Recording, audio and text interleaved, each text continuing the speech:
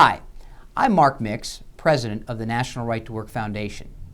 This week's Right to Work report profiles 2 of the 16 AT&T employees the foundation is helping fight back against a disturbing type of union retaliation.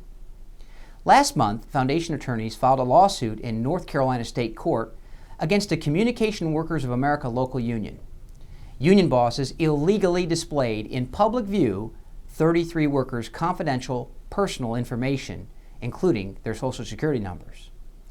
This invitation to identity theft served as retaliation against the workers for exercising their right to refrain from union membership.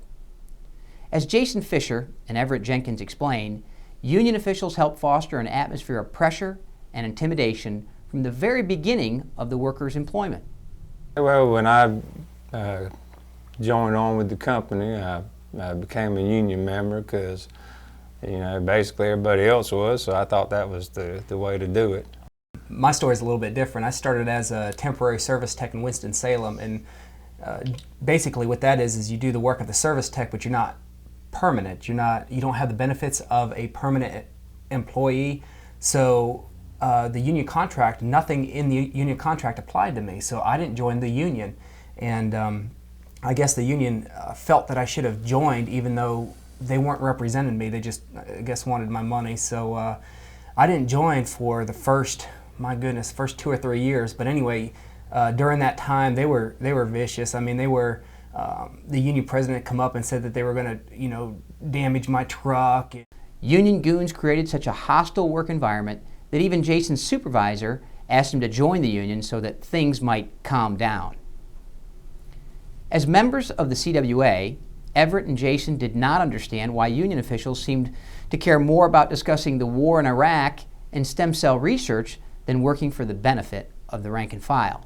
On the national level, there was the meetings where they were talking about everything but workers' rights, and then on the local level, we weren't getting any representation, and it had been years since we voted for a union president.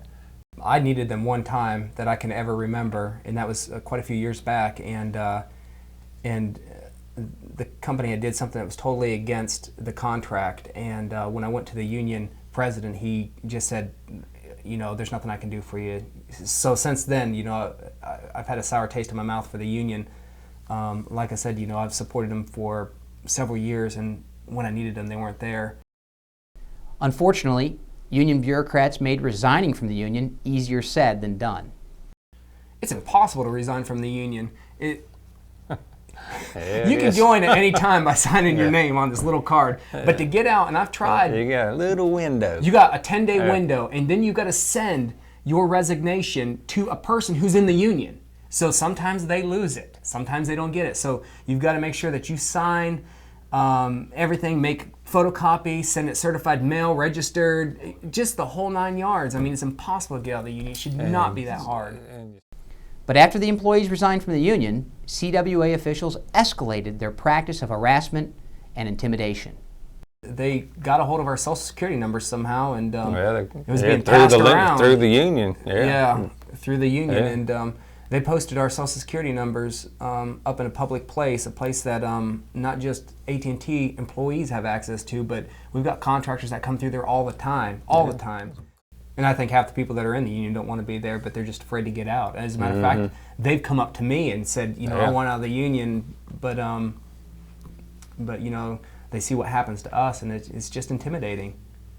Fortunately for their co-workers, North Carolina is one of the 22 states with right-to-work protections that ensure employees are not forced to pay union dues as a condition of employment. I hope that they are free to make up their own mind. I mean, if they want to stay in the union, we've got nothing against that.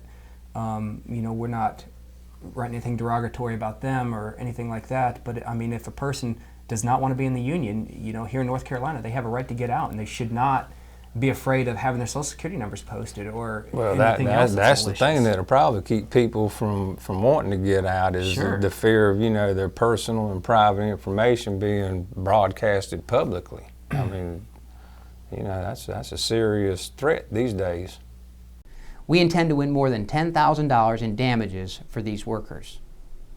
For the National Right to Work Legal Defense Foundation, I'm Mark Mix.